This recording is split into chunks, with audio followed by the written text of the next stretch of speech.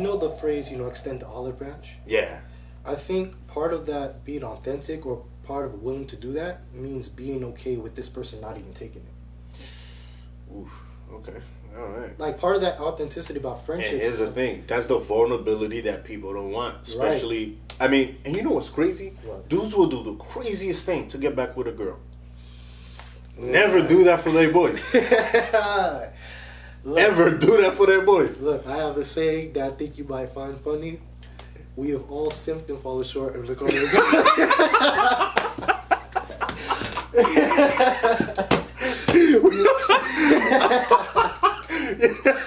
Hey, man. Yo, that's a funny one. We have simped and fallen short. Yo, I'm going to use that. I'm going to use that. You gotta say that was good. That was good. That was good, yo. Oh, man. Oh, that was a good one. That was a good one. No, I mean, you're right. Like, you haven't talked to an old girl for like a year, 2 years. You're already preparing, okay, I know she like this. She might change. What does she like? What do I need to do? Or this and that. But then if it's with your boy, it's never just like, yo, I know I did some messed up thing with my boy. Like, okay, how can we get back together? And the thing is, the problem is we don't want to seem vulnerable because in the community of men, it's not just like black men. It's everywhere. Like, that seems gay. That seems a bit like homo for you to be like, yo, what? Hey, I understand this. I had a friend of mine or whatever. Dang. I'm about to put your story on blast. Hey.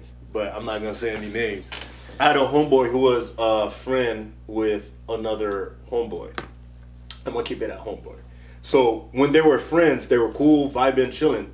But one of the other dudes were a little bit like, he was nonchalant. Like very nonchalant. Like he didn't care or whatever. If something happened, it happens. But other homie was really like invested in the friendship. Right. Or whatever. And he was the type of dude where he grew up in a family that has a lot of like siblings. He had a lot of siblings, but they were like way much older than him. I'm talking about like 10 years older than him. So there was no correlation there, but he always longed for that brotherhood or whatever. So homie came to the other homie and like, yo, like, I've been texting you, calling you, and here's the thing. Because then if a dude, let me say the story at first. He was like, hey, bro, like, I text you this and that, and you take 3 days to text back, oh, you good? Is everything all right? He was like, nah, I'm just vibing. Or it was like, damn, like, yo, like, we friends, we boys, like, this and that, like, why are you being like this? Like, why are you being all pushed off, like, treating me like a dumb? Right. Well, he didn't say dumb, but you could put whatever. Or whatever. And then homie just came out of like, yo, cool off. It's not that serious. Right. Or whatever.